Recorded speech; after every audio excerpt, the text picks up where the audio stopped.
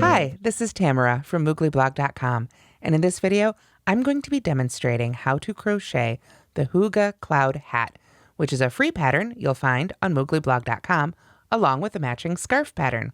Please go to the link in the description. There you will find both right and left-handed video tutorials for the hat, links to the written pattern for the hat, the matching scarf, other tutorials I'll mention here today, and all the supplies you need. For this pattern, you will need Red Heart Hygge in 2 colors. I used Cloud and Pearl, but you can pick your favorites. You'll also need a 9mm hook. This one is by Furls. Let's go ahead and take a look at this simple top-down hat. This hat comes in one size to fit teens to adults. It's got a very stretchy brim, and this yarn has a lot of stretch as well. As I mentioned, it's made top down, and you have the option to add a pom-pom or a tassel or just leave it plain, whatever you prefer. I happen to use a snap-on pom-pom. This is my favorite kind because I can pop it off, change the color if I want to, take it off to throw the hat in the wash, whatever I need to do. And I do have a link to these as well. So you simply work in simple circles top down until we come to the stitch pattern down here that matches the scarf. And then we've got a simple brim. So let's go ahead and make a Hygge cloud hat together. Now, as you can see, Red Heart Hygge has a lot of natural fuzz to it. This is part of what makes this yarn so soft and lovely to wear. However, it can make it a little trickier to crochet if you have a hook with really sharp edges. So I recommend using a hook that is a little bit more rounded when you work with this yarn. To begin the Hygge cloud hat with round 1, we're going to start with a magic circle. I do have a separate tutorial for the magic circle on my YouTube and on the Moogly blog page if you need a closer look. But real quickly, I'm just going to wrap the yarn around my finger here twice towards me. Then I insert my hook under both of those loops. Grab that furthest one back and pull it just under. Then I like to go ahead and chain 1 and pull that down onto the loop. I'm not going to count that as a chain 1, it just locks my loop together. Then I'm going to go ahead and chain 2, 1, 2, and then I'm going to work 12 double crochets right into the ring. So I'll yarn over and go under both of those loops again. And this is really important. You want to make sure that you go over that, or under rather, that tail so that you work over it when you stitch so that it's enclosed and you can use it to pull your magic circle closed. So after I've got this first one made here, there we go, I can go ahead and pull my finger out. It's a little easier to work with now, and the stitches hold the ring together. So I will just continue to make 11 more double crochets right in this ring, and I will see you when we get to the end of those double crochets. All right, so once you've got your 12 double crochets made, then you can go ahead and take that tail end of your magic circle and just pull gently on it until that center closes up. With this yarn, it tends to stick a little bit, again, because of the fuzz, so just pull really gently, stabilize it with your other hand if you need to, until it feels good and secure. Then you can take your yarn needle and weave that in back and forth to really keep that magic circle closed.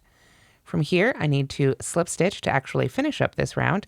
I just like to pull on that tail before I slip stitch if I can. There we go. And then I'm ready to continue. Round 2, we're once again going to start with a chain 2. And these chain 2s in this pattern do not count as a stitch. From here, I'm going to work 2 double crochets in each stitch around. So since we had 12 double crochets in the first round and working 2 double crochets in each stitch of the second round, at the end of round 2, we should have a total of 24 double crochets. So I will see you at the end of round 2. Okay, so our flat circle continues with round 2 here. We've got 24 stitches made, and I went ahead and slip stitched to the first one. If you're having trouble with this yarn finding your stitches, I do recommend using a stitch marker in the first and last stitch of each round just to help you keep track. Moving on to round 3, we're simply going to continue our standard sort of round flat circle here with a chain 2, and then we'll double crochet in the first stitch, and then work 2 double crochets in the stitch right after that. And that is our basic repeat. We work 1 double crochet in the next stitch. There we go. I'm gonna pull up some more yarn. It's creeping up on me there. And then 2 double crochets in the next. So 1, then 2, 1, then 2, all the way around until at the end of round 3, you should have 36 stitches total, 36 double crochets. So I will see you at the end of round 3.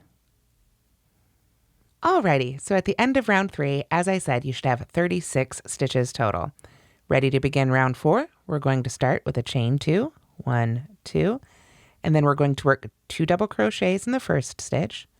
So there's 1 there, and there's our second, right back in that same stitch. And then I am going to double crochet in each of the next 2 stitches. So 1 in the next stitch, and 1 in the next stitch after that. And that is essentially going, oops, dropped my stitch there. Let me put that back on here. There we go. Working with these big stitches, sometimes it's a little easier for the loops to fall off the hook. Now, in the next stitch, we'll begin our repeat again. So it's 2, 1, 1, 2, 1, 1, all the way around. So 2 in this next stitch, 1 and 2. Then 1 in the next stitch. My yarn's coming to see me again. There we go. 1 in the stitch after that. And then we just begin again all the way around until we have 48 stitches total at the end of round 4. So again, I'll see you there. All right, so at the end of round 4, we've got the circumference we need for an adult-sized hat. So rounds 5 through 7 are all worked even, which just means you chain 2 and then double crochet in each stitch around. This is a very slouchy hat, so if you wanted it more beanie style, you could eliminate any or all of those rounds for a shorter hat. So let's go ahead and, for the sake of time, move on to round 8. So if you're going to make round 5 and 7, you can go ahead and pause and just double crochet in each stitch around and join for 3 rounds. Let's begin round 8. We're going to start with a chain 2, 1 and 2, and then we're going to work 3 double crochets in the first stitch. Just pull up a little bit more yarn there. So 3 double crochets, and this is the beginning of our repeat. So there's 2 and 3. And then we'll chain 1. We're going to skip the next 3 stitches and then begin our repeat again. So 1, 2, 3 gets skipped. So we find that next one, make 3 double crochets right in there. 1, 2, 3. Then we chain 1 and skip 3 more. 1, 2, 3. So let's do that repeat one more time. In the next stitch, we work 3 double crochets. 1, 2, 3. Then we chain 1 and skip 3. 1, 2, 3. So we're going to repeat that all the way around until we get to the other side here, until you get all the way around the hat. When we get to that last bit, we're not going to do the chain 1. We're going to stop at the 3 double crochets. So I'm going to keep working my repeat around, and you work yours too, and I'll see you as we get close to the end here of round 8. All right, so if you're following along on the written instructions, you'll see we end the last repeat with those 3 double crochets in the next stitch. So we don't chain 1 here when we're coming up to those first 3 double crochets we made. Instead, we are going to go ahead and skip those last 3 stitches, but we're going to join with a single crochet rather than a slip stitch.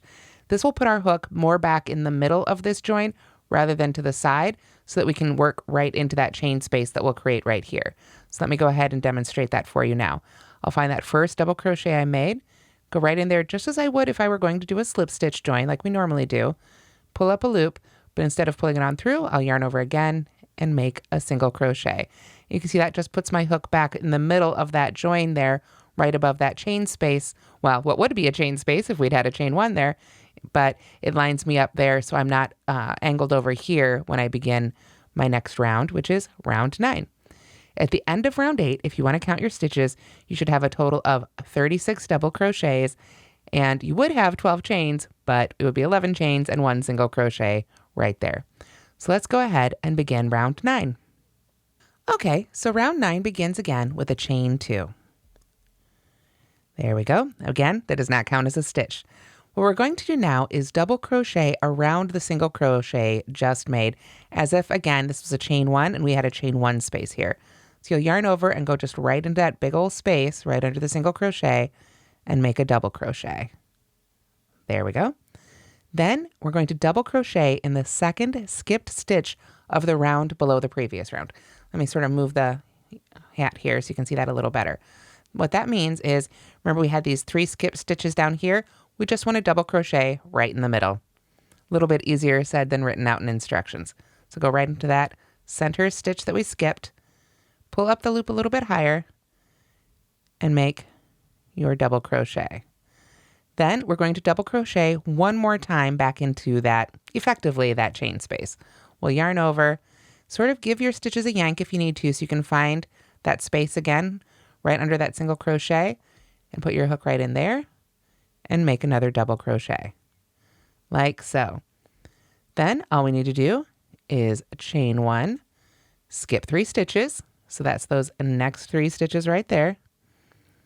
Let's see. Now this could be a little confusing and I want to point this out. If you're doing the chain 2 here, it might look like that's another stitch. That's our chain 2. Ignore that. It's not a stitch. So we'll just skip over that right along with those 3 double crochets.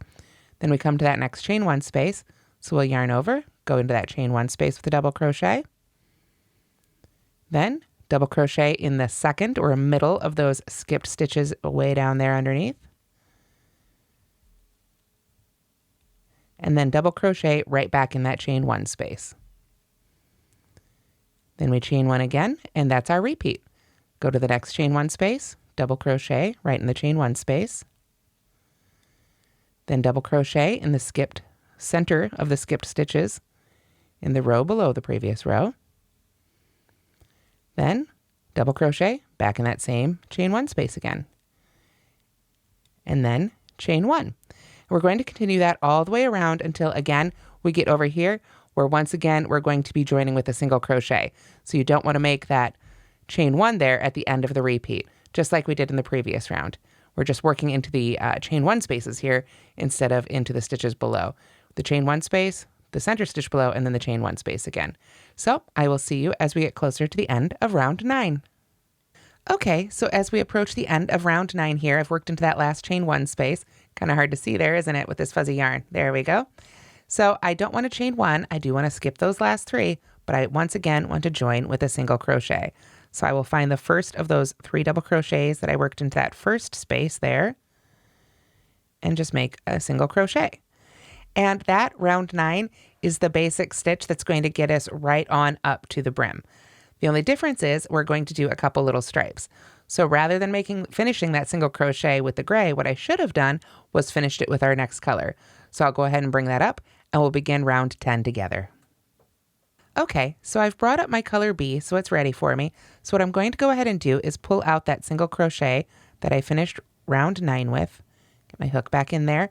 And let's go ahead and do that again. And this time we're going to switch colors. It doesn't matter if you're switching to color B or back to color A. This is how I like to change colors when you're changing colors with this pattern. I will go in and just as before, pull up my loop. And now normally again, I would yarn over and pull through to finish my single crochet, but instead I'm going to let that color drop and pull up my new color. And I want to leave at least a good 6 inches there so I can weave in my ends when I'm done nice and secure. And then I will just put that over my hook and pull that on through to finish the stitch. Then I can tug down a little bit as needed on that tail end as well as the gray end. And if you're using a lot of colors, you could cut the color A here, or otherwise you can carry it along the inside so you have fewer ends to weave in. That's certainly what I did on mine, and I can show you the inside of it here at the end of the video. So now that we've got our join in our new color, essentially, again, we're just going to repeat round 9. We start again with the chain 2, then we go right back into that space we just made there beneath the single crochet. And at this point, I wouldn't necessarily work over the gray, especially if you're carrying it along the inside to use later, but you could go ahead and work over for a couple of stitches over this tail end here, just to tack it down. I'm a big believer in weaving in your ends properly, not just crocheting over them, but I also believe in holding them out of the way for a few stitches as you get yourself started here on a new row in a new color. So again, I just double crochet in that space, double crochet in the center of those skip stitches. Kind of pull your fabric apart there, find the space again for that third double crochet, and then chain 1 and repeat all the way around again to join again with a single crochet. So I will see you when we get to the end of round 10. All right, so at the end of round 10, we join just as we did before. Like I said, until we get to the brim, it's just round 9 repeats. So we just go in there and go ahead and make our single crochet to join. Then we repeat that round again for a second stripe of the color. Now let me go ahead and set that aside, and I'm going to pull up our finished hat and our written pattern again so we can take a closer look. Since we're working top down, this is actually the direction we're working our hat. Okay, so hopefully if you look closely here, you can see we've got our rounds 8 and 9, and then in our color B, we've got rounds 10 and 11. Then we go back to A for rounds 12 and 13, back to B one more time for rounds 14 and 15. If you're using multiple colors for this pattern, which does make the pattern pop, I recommend always working 2 rows in that pattern to get this great zigzag look. If you switch colors every row, you'll get a slightly different pattern, so you can play with that as well. But like I say, you just keep repeating that until we get down here to row 16, which sets us up to make the brim. So on our little swatch, I'm going to go ahead and jump ahead to round 16. Okay, so when you get to the end of round 15, that's going to be your last round with color B. So when we go to make that single crochet to join, what we're going to want to do is pull up our color A again and finish it with that, or whatever color it is that you wanted to go ahead and make your brim in. Once again, we can sort of tug those ends down, and I will cut color B here in just a moment as soon as I've made a couple of the first stitches here with our color A, our gray. So to begin round 16, I'm just going to chain 1, and then I'm going to double crochet in the second skipped stitch below the single crochet I just made. So just as we were doing before, but I'm not going to double crochet in that space first. I'm just going to go straight down here to that center one I skipped and crochet, double crochet right in there like so. And with that secured, I can go ahead and cut color B here to get it nice and out of the way. These scissors are kind of terrible. There we go. Got through it. All right. There we go. All right, so now we can continue on with round 16. We've got our double crochet in the second skip stitch below the single crochet I just made. So then we're just going to single crochet in the next 3 stitches. So again, if you've got that chain 2 there, make sure you skip over that and just single crochet in the top of each of those double crochets of the previous row, like so. Then we begin that repeat again. We double crochet in that second skipped stitch, the one down there that we've been double crocheting in all along. There we go. And then we single crochet in the next 3 stitches. 1, 2, and 3.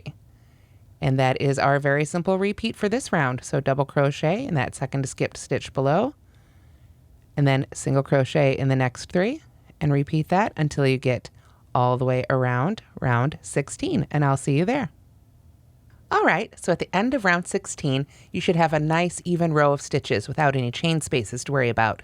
So we're just going to go ahead, and this time we will join with our standard slip stitch. After this, we're ready to make the brim. The brim is made of 4 rounds, 17 through 20, and they're all exactly the same. We're going to start with a chain 1, and then we are going to front loop only single crochet in the next stitch, and back loop only single crochet in the one after that. That is our 2-stitch repeat. So if you're not familiar with back loop and front loop, then you're probably going to want to check out the separate video tutorial for it, because with this fuzzy yarn, it's a little bit harder to see. Essentially, the front loop is always the loop of the top V of the stitch that is closest to you, the crocheter. The back loop is the one that's always furthest away. So even if you turn your work, then they flip. This would become the front loop and that would become the back loop. It's always relative to you. So we come to this first stitch. We are going to back loop only front loop only single crochet.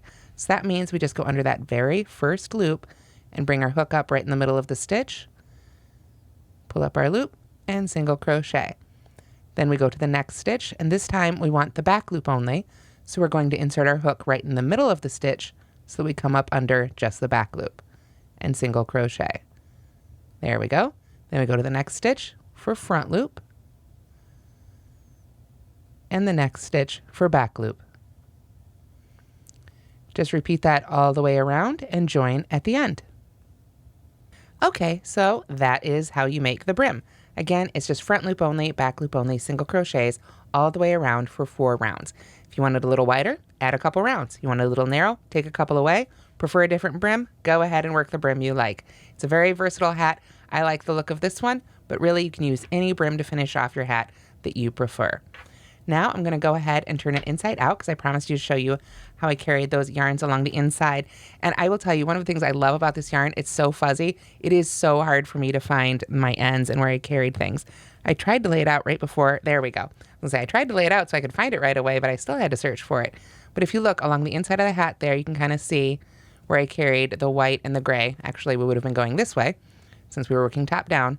So I just would trap it when I'd start the new row, trap it a little bit so it was ready to pull up. And because of the way the stitches move, and when we do that join with the single crochet, it does create an angled seam. But from the outside, now that we know where it is here, there we go, it is very, very hard to spot. And if you wanted to make it even harder to spot, rather than using a chain 2, you can replace the chain 2 and the first double crochet of each round that does begin with a double crochet with a chainless starting double crochet. And again, that is a separate tutorial. It's a more advanced stitch, but if you want to add that to this hat pattern, it certainly works very, very well. After you're all done, of course, again, like I say, you can add a tassel to match the scarf, add a pom-pom. I did a little poll on the Moogly blog Instagram page, and everybody voted for faux fur for this one. So this one got a faux fur pom-pom, but on the scarf, I used yarn tassels with the leftover yarn from the scarf. So it's up to you. Or again, like I said, you can leave it plain, whatever you prefer for your own Hygge cloud hat. So that's how to crochet the Hygge cloud hat. I hope you've enjoyed this tutorial and it helps you make your own hat. If you like this video, please do give it a thumbs up. And if you have any questions, please let me know in the comments or come on over to the blog. I'm always happy to answer your questions there too. As I said, please go to the link in the description where you'll find everything you need to make this hat, as well as the matching Hygge cloud scarf. Be sure to check out Red Heart Hygge. It is a very unique yarn, and I think you'll really enjoy the feel of it. I know I do. Thank you again for watching, and please don't forget to subscribe to the Moogly YouTube channel. Have a great day, everybody.